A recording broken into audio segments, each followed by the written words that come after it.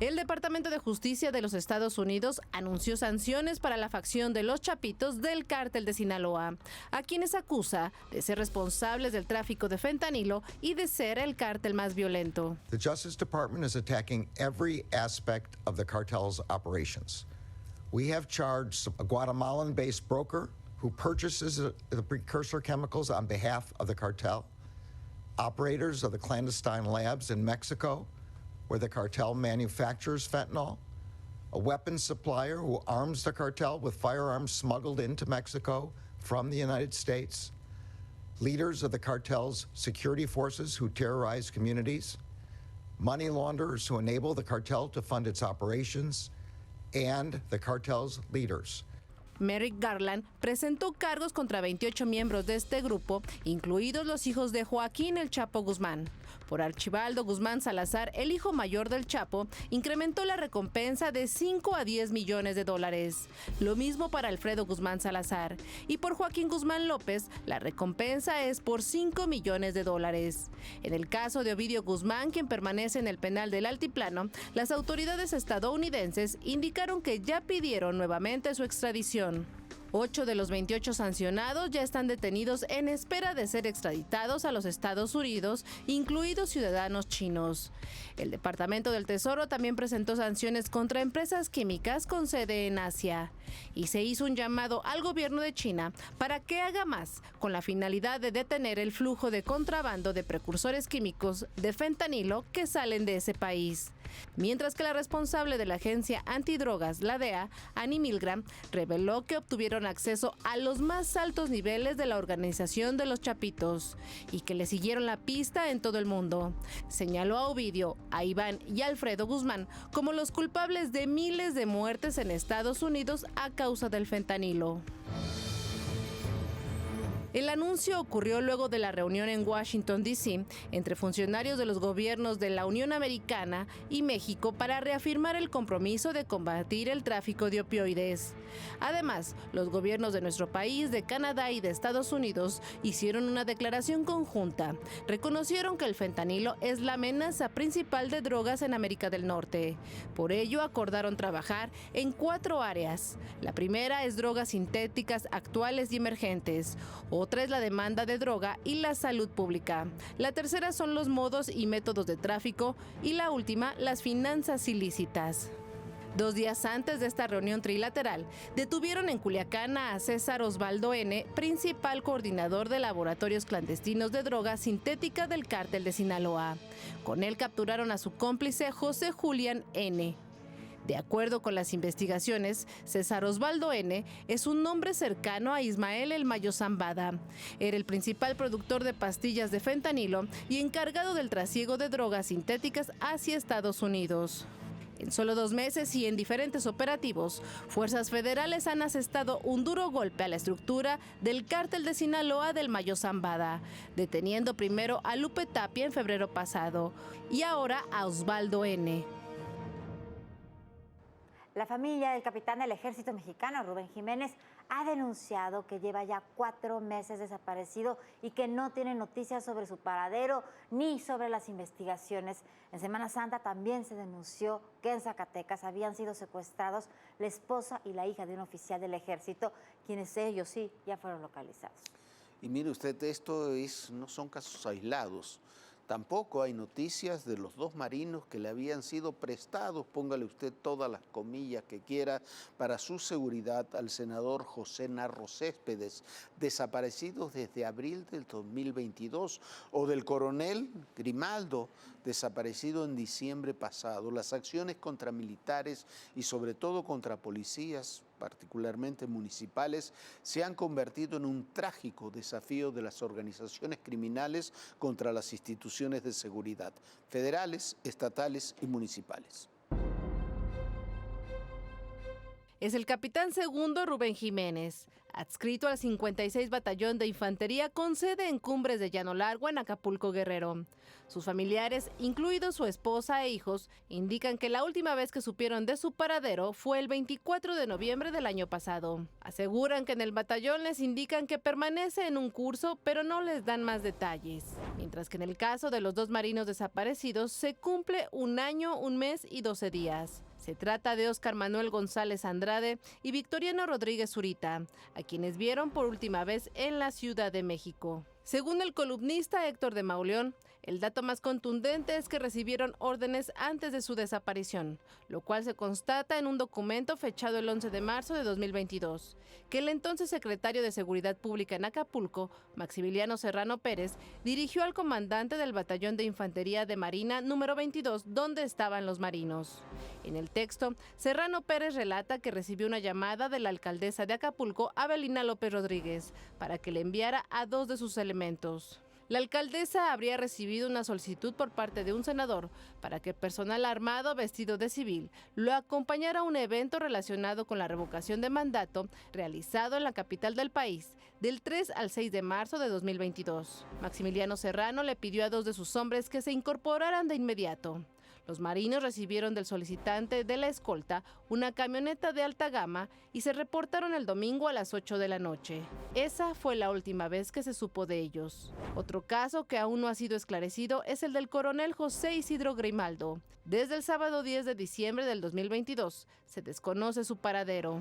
Estaba en el 16º Regimiento de Caballería Motorizado con sede en Nuevo Laredo, Tamaulipas.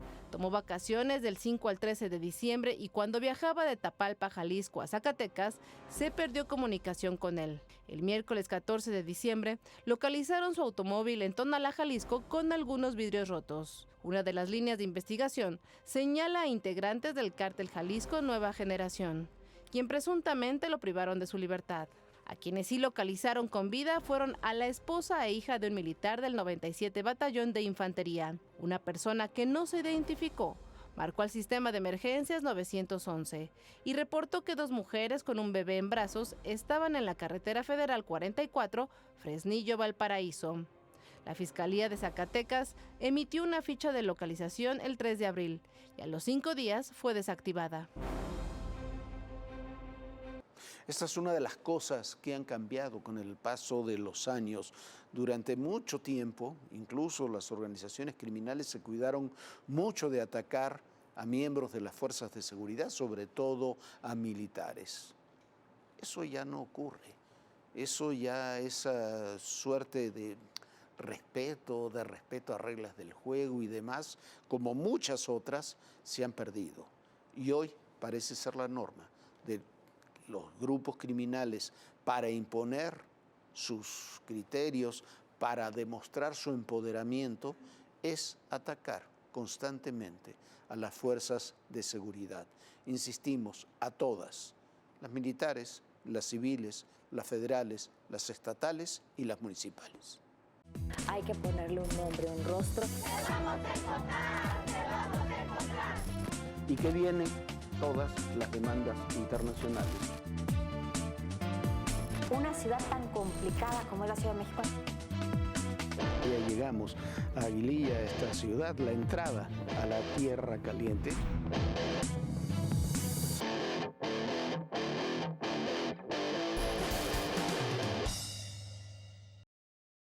Y Pemex parece convertirse cada vez más en un barril sin fondos. A los costos que se le han ya duplicado de la refinería de Dos Bocas se suma ahora la deuda que mantiene la petrolera con sus proveedores, que suma ya más de 85,000 millones de pesos y que Pemex ha anunciado que por lo pronto no pagará.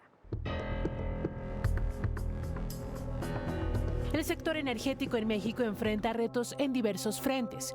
Uno de ellos es la refinería Olmeca en Dos Bocas, municipio de Paraíso, Tabasco. Su construcción es parte del proyecto del gobierno federal para reforzar la seguridad energética a través del incremento en la producción de gasolina y diésel para abatir la importación de estos combustibles, además de impulsar el desarrollo económico y social del sureste mexicano. El costo de la refinería ha superado por diversas razones el presupuesto inicial que se tenía programado. En febrero, la Auditoría Superior de la Federación detectó por lo menos 9 procesos de adjudicación directa de obras a contratistas, sin realizar una investigación para determinar que eran los mejores postores. Mientras tanto, el presidente del Consejo Mexicano para la Proveeduría del Sector Energía, Ricardo Ortega, se pronunció sobre los retrasos de Petróleos Mexicanos para pagar a proveedores. Aseguró que el sector ha visto la voluntad de Pemex para cubrir sus deudas, pero la incertidumbre se mantiene, ya que temen que se contraiga el mercado petrolero y que eso pueda originar que algunas empresas quiebren. De acuerdo con el reporte de febrero, Pemex tiene una deuda con proveedores por 86.676 millones de pesos. Este viernes, el presidente Andrés Manuel López Obrador aseguró que la producción de petróleo se está recuperando luego de varios años de declive. Ya se levantó la producción. Iba en descenso 14 años consecutivos. 15, perdiendo producción, año con año. Y ahora debemos estar pues en 1.800.000, se ha recuperado y va arriba. Tenemos posibilidad de llegar cerca de los 2 millones de barriles diarios. El presidente señaló que el costo y utilidad del petróleo sigue dejando un balance positivo para las arcas públicas. Dijo que el costo de la producción por barril es de entre 18 y 20 dólares. Y que a nivel internacional, la mezcla mexicana se vende a 73, lo que deja una utilidad de 50 dólares. Y que al multiplicarlo por 1.800.000 barriles diarios, da como resultado un buen negocio para la nación. El jueves, el subsecretario de Hacienda, Gabriel Llorio, dijo que el gobierno federal aceptaría que Pemex retrase el pago de derecho de utilidad compartida, a fin de darle liquidez para que cubra los 2.500 millones de dólares que aún debe liquidar en amortizaciones de deuda este año. El funcionario informó que hasta el momento, Pemex ha pagado 6.000 millones de dólares en amortizaciones de deuda. Y en Rusia, un reconocido periodista del Wall Street Journal ha sido detenido y está siendo procesado acusado de hacer espionaje, cuando lo que realmente estaba haciendo es lo que hacemos todos los periodistas: reportear e investigar de la relación entre el periodismo, la investigación y el espionaje y los regímenes autoritarios. Van a hablar precisamente el día de hoy en La Hoguera del Poder el maestro Raúl Quintanilla y Jorge Fernández. Una visión oscura de la sociedad.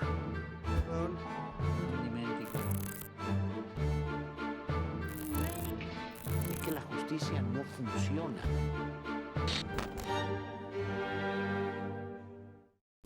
Bueno, el caso del periodista, muy reconocido periodista del Wall Street Journal, detenido por Vladimir Putin, por la policía rusa, acusado de espionaje, cuando lo que estaba haciendo es lo que hacemos los periodistas, como decíamos, que es reportear, investigar, publicar. Maestro, muy buenas noches. ¿Cómo está, mi querido Un placer, señor? como siempre. Es una demostración más de los riesgos que se tiene en el periodismo en la actualidad, en la época de mayores libertades quizás de la humanidad, pero es una época también donde el periodismo está corriendo mayores riesgos, no solamente por los cambios tecnológicos, sino también por regímenes autoritarios, a veces incluso en democracias formales, que comienzan a perseguir y a achacar al periodismo los males que tienen las instituciones, los sistemas y los países. Es un concepto equivocado de democracia, maestro. Ahora, yo sí creo que cae el muro de Berlín y vivimos una época nos embriagamos de posibilidades de esperanza, de rumbo, de libertades, de que todo iba a ser distinto, de que todo iba a colocarse de manera diferente. Eso se pensó. Había una gran ola de sentido, de un espíritu humano. Llega la caída de las Torres Gemelas y parece como si hubiéramos regresado al medioevo, a la época. Si Fukuyama decía que era el fin de la historia, decía, pues ahí estamos regresando al medioevo con los manejos de las cosas. Y cuando Estados Unidos le declara la guerra al terrorismo, se abren un montón de panoramas donde ya no hay un enemigo en específico, sino todo el mundo como rival y como contexto. Y empiezan a plantearse los liderazgos o se empiezan a plantear aquellos sistemas donde se empieza a crear de manera muy extraña, y el gran constructor de esa arquitectura de manejar los gobiernos viene del gran hombre de acero que es Joseph Stalin, que es construye tu verdad. Porque Stalin era el papá bueno, el hombre apreciado, el que sacaba fotos con niños, el que daba una gran cantidad de cosas para que los niños pudieran ir a la escuela y comieran, ayudaba a las mamás, todo ese tipo de cosas que se daban perfectamente estructuradas, que lo hacían parecer como un hombre compasivo y bondadoso, que solamente por atrás traía 30 millones de muertos, tanto en el Gulag, que son las siglas de una oficina de coordinación de investigaciones. ¿Sí? Campos de concentración. O los campos de concentración. Sí, el Gulag eran campos de concentración. El Gulag era los campos de concentración en zonas de un clima verdaderamente terrible. Ahora, maestro, ¿quiénes corren peligro con líderes que son absolutamente duros y que tienen que construir su verdad? Porque eso va con esa regla, ¿sí? ¿Quiénes corren grave peligro? Los que trabajan interpretando la realidad para poder contar una narrativa que tenga que ver con una verdad que pueden ellos transmitir. No es la verdad, sino una verdad hecha a través de una investigación. O sea, lo que hace un artista es construir realidades. Lo que hace el periodista es arte, construir realidades. Es un proceso de investigación. ¿Quiénes corren el peligro cuando se endurecen los sistemas? Los artistas, los periodistas, los que tengan que ver con narrar la realidad de una manera distinta a la verdad que ellos quieren construir. ¿Quiénes corren grave peligro? Los músicos. Los músicos en la Unión Soviética viven una tragedia, maestro. La vida de Sostakovich es una vida donde podemos ver el arranque casi personal de un hombre contra un ser humano, una persona que se atrevía a decir: no me gustó este proceso, esta sonata, y sometía a este hombre a castigos casi físicos, pues, de negaciones. El Sostakovich estrena una ópera que creo que es Lady Macbeth, que Stalin la toma como un proceso antisoviético y lo somete a torturas, lo somete a una vida muy cruenta. Sostakovich, un músico pero terriblemente trascendente en el siglo XX. Prokofiev, el gran ruso, el que tiene la Marcha de las Naranjas, tiene gran cantidad de obras, atacado, sometido a espionaje, su esposa es mandada a los campos de concentración, él muere de una manera casi en la penuria, en la precariedad, lo que hacen con personas como Ana Aimátova, que contaba, y el periodismo de Isaías Berlin, que tiene contacto con Ana Aimátova, lo que le pasa a Boris Pasternak cuando tiene que publicar el doctor Zhivago y la tiene que sacar de manera clandestina a través de la ayuda de Isaías Berlin. Ahora, no todo es soviético. Vámonos a Estados Unidos y recuerda la época del macartismo. Del macartismo, la cantidad de autores que fueron cancelados, diríamos ahora, simplemente algunos encarcelados, pero otros muchos cancelados, tuvieron que dejar de trabajar, se fueron al ostracismo absoluto. Ajá. Simplemente porque eran de izquierda o porque fueron acusados de ser de izquierda. Porque alguien les dijo que tal vez podían tener conexiones con la izquierda, al mejor estilo de la Inquisición en el siglo XIII o siglo XIV, maestro, donde se tenía el crimen de conciencia. Ya no pienso porque no quiero que el vecino se vaya a pensar que yo soy hereje. Bueno, así es en la época del macartismo. Termina y acorralan a personas de gran valor. Este señor Dashiell Hammett, el escritor de novelas policíacas, la esposa de Dashiell Hammett, que no recuerdo. Lillian Hellman también se ve sometido a esto. Una gran cantidad de artistas, guionistas. Hay una gran película que actúa Woody Allen que se llama El Prestanombres. El Prestanombres, que hace que es uno de los autores cancelados que escribe para otros porque ya no tiene trabajo. Tiene trabajo y ahí uno puede reírse. Pero es el espíritu de la comedia que Bentley decía, el hombre se ríe para no llorar. Una gran cantidad de escritores norteamericanos terminaron exiliados en Cuernavaca, tratando junto con una serie de personas que estudiaban con Eric Fromm, se apoyaron en este exilio, bueno, destierro. Lo que ellos vivieron fue un destierro. No fue un exilio, ¿sí? Y trataban de buscar que sus obras con nombres de otros aparecieran. No hay nada más doloroso para un artista que no poder trabajar con su nombre, bajo su responsabilidad, para lo negativo como para lo positivo. Ahora, no solamente en los Estados Unidos, lo que sucede de alguna manera en Cuba con sus artistas, maestro. Claro. El último caso, este hombre Arenas, la manera en que es torturado, Reinaldo Arenas, porque es simplemente porque vive y decide vivir con una preferencia homosexual. Es atacado de una manera brutal. Oscar Wilde en el sistema inglés, Lytton Strachey, ¿sí? Y los grandes periodistas que han vivido en épocas de guerra que no cuentan lo que se debe contar. Bueno, Ezra Pound es calificado de espía. Ahora, tenemos ahora una coyuntura que también es muy particular. Están estos gobiernos populistas de derecha o de izquierda, pero autoritarios, todos ellos, y toda una proliferación de comunicaciones por redes sociales, de fake news, donde se convierte el periodismo real, más allá de las posiciones que todos tenemos, pero quien hace periodismo real, quien investiga, reportea, indaga datos, se convierte en enemigo porque exhibe realidades que no gustan. Simplemente por eso. Creo que en la época, ya en la posguerra y demás, nunca lo habíamos visto de una forma tan clara como lo estamos viendo ahora en muchas sociedades. Tangente, maestro. Sí. Porque antes eran otro tipo de represiones. Intangible, ¿no? Pero existían los códigos, estos malditos códigos que hay en nuestro país, porque cuando la gente quiere imponer ciertos códigos, hay que ver que los códigos para unos son la desgracia para otros, porque el código es un metalenguaje. Muchísimas gracias, Raúl, como siempre. Gracias. Una visión oscura de la sociedad.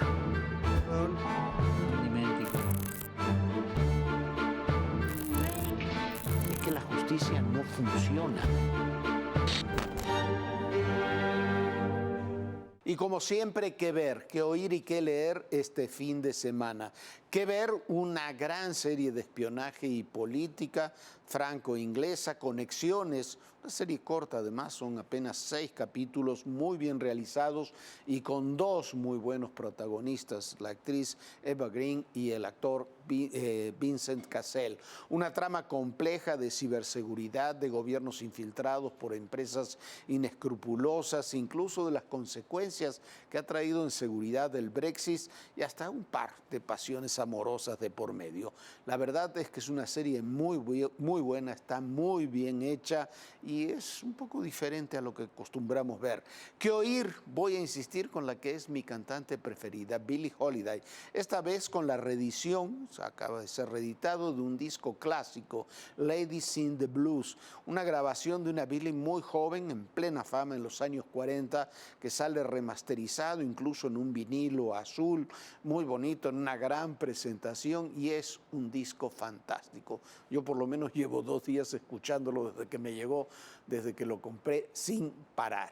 ¿Y qué leer? No estoy muchas veces de acuerdo con él, con su historia política, pero no deja de ser un personaje fascinante. Henry Kissinger es un personaje difícil de igualar. Para empezar, cumpliendo 100 años, publica un nuevo libro. Para algunos un tabique, 700 páginas, titulado Liderazgo, 6 estudios sobre estrategia, en los que analiza personajes que ha conocido y que han ejercido el poder en forma muy extensa, desde Margaret Thatcher hasta Vladimir Putin. Es un gran libro de un hombre que ha vivido toda su vida en las entrañas del poder, pero también con un agudo, siempre polémico, sentido intelectual y académico. Léalo, es, insisto, más allá de que se esté de acuerdo o no con él, un gran libro sobre los liderazgos modernos y sobre todo, los capítulos autoritarios de esos liderazgos modernos, Viviana. Bueno, Jorge, ya tenemos todas estas recomendaciones que la verdad siempre valen mucho, mucho la pena, pero también les recomiendo que sea feliz, que se reúna con los amigos, porque dicen que si uno tiene amigos y sale y se divierte, por supuesto se generan endorfinas y uno tiene las defensas más altas, así que se enferma menos. Estos son investigaciones ya hechas, así que a salir a divertirse, a estar con los amigos y a tener un grupo muy lindo con gente que usted quiera y que lo quiera. Ya nos vamos, descanse, sueñe bonito. Por supuesto, también este fin de semana puede revisar todos los contenidos de Todo Personal aquí escaneando este signo QR. Y bueno, nos vemos, por supuesto, el próximo lunes aquí en Todo Personal. Bonito fin de semana, bonito fin de semana. Bonito fin de semana, Viviana, y recuerden, el poder y en la política todo, pero absolutamente todo es personal. Gracias.